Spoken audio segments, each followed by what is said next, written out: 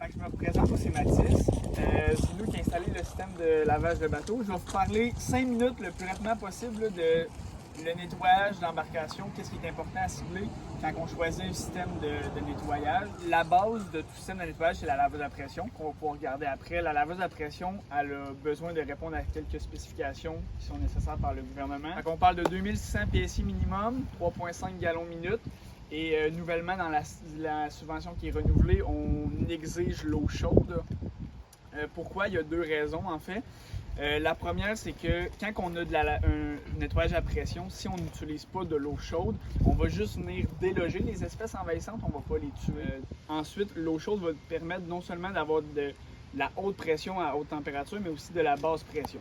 Fait que la basse pression, qu'est-ce que ça va faire? C'est un peu ce que Jim mentionnait tantôt. Ça va permettre de nettoyer les différentes zones du bateau qui utilisent l'eau des plans d'eau pour X raisons. Fait qu'on a les viviers des bateaux de pêche, les turbines des motos marines, les canaux de refroidissement des moteurs hors bord, puis les ballasts des bateaux de wakeboard. C'est les 4 plus gros vecteurs.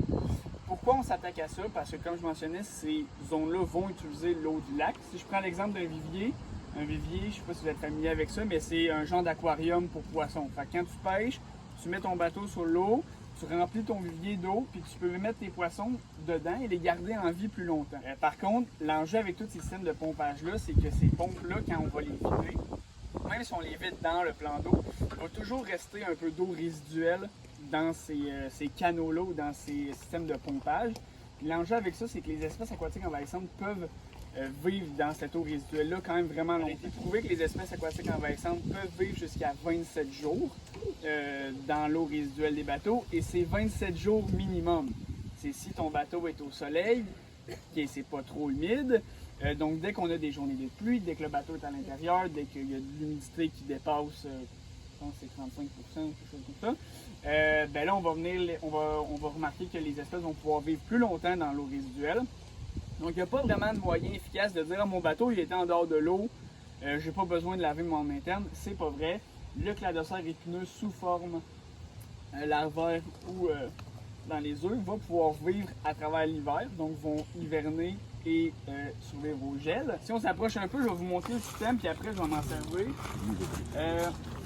Fait que quand on parle d'un système au zéro, nous on installe toujours nos systèmes en libre service avec des panneaux de ce style-là. Fait qu'on a toujours un panneau d'opération, un panneau d'instruction. Pourquoi on l'installe en libre service? C'est sûr qu'avoir un employé ou quelqu'un qui va venir faire la sensibilisation et faire les nettoyages, c'est plus efficace, c'est non négociable, c'est indéniable. Même si on a un employé municipal qui est là à temps plein 7 jours sur 7, il y a bien des chances qu'il ne soit pas là dans toutes les plages horaires où il y a du monde qui vont souper sur l'eau ou il y a des gens qui arrivent vraiment tôt pour la pêche. Fait qu'on veut quand même mettre ça de libre service pour que n'importe qui puisse venir s'en servir. Donc on a toujours deux fusils. On a le fusil haute pression, qui est celui-ci. Nouveauté chez Zero, depuis cette année, on utilise une lance double. Donc la lance double, ça permet, en vissant et dévissant la poignée, d'avoir du haute et du basse pression sur le fusil qui permet de nettoyage externe, fait pour la coque et la remorque. Pourquoi on veut ça?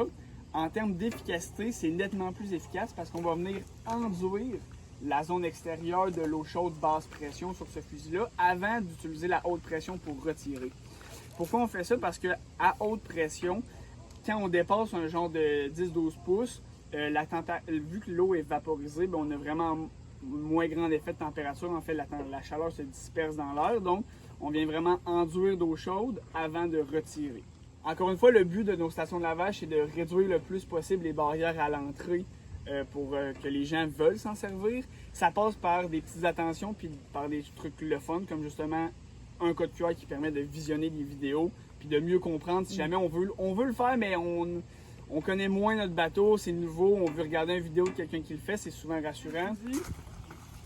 C'est le fusil basse pression interne. Fait que ce fusil-là vient avec des embouts pour nettoyer les viviers, les turbines de motomarine et les oreilles de lavage pour faire le pied de moteur. Dans le fond, c'est branché sur le même système de lavage de pression. Ce qui est bien important, c'est que le fusil soit fait pour ça. Donc, on a une valve de sécurité ici parce que vu que c'est connecté sur la laveuse à pression, si jamais on oublie d'enlever notre bouchon, par exemple, dans notre vivier, ou qu'on a une restriction dans notre système, ben, la pompe de la laveuse à pression va quand même être capable de générer son 2600 PSI, ce qui va endommager le bateau. Fait que cette valve-là, c'est vraiment une sécurité pour l'embarcation. Fait que le fusil basse pression va servir à ça. Puis ça ressemble pas mal à ça. Fait que panneau d'opération, panneau d'instruction.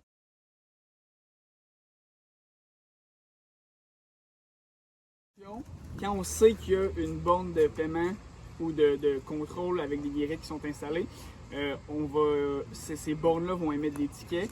Sinon, d'habitude, nous, on installe les imprimantes quand on a juste une station de lavage qu'on ne veut pas mettre de barrière qui émet des certificats de lavage. Fait que ça permet à la municipalité de s'en servir comme bon lui semble. On peut demander aux personnes de mettre, par exemple, le coupon sur le dash de la voiture, puis là, on a quelqu'un qui vient faire une tournée terrestre, ou de dire, ben, ça nous prend le certificat dans l'embarcation, puis il y a quelqu'un qui vient valider de temps en temps sur le plan d'eau, puis ça nous permet. Fait que je vais faire le nettoyage de cette embarcation-là. Très simple. On clique sur le bouton Start. La laveuse part, et on a 5 minutes pour faire le nettoyage. Si on donne de temps, ben, on peut. Fait que comme je mentionnais, on peut utiliser de l'eau basse pression pour venir remplir partout avant d'utiliser la haute pression.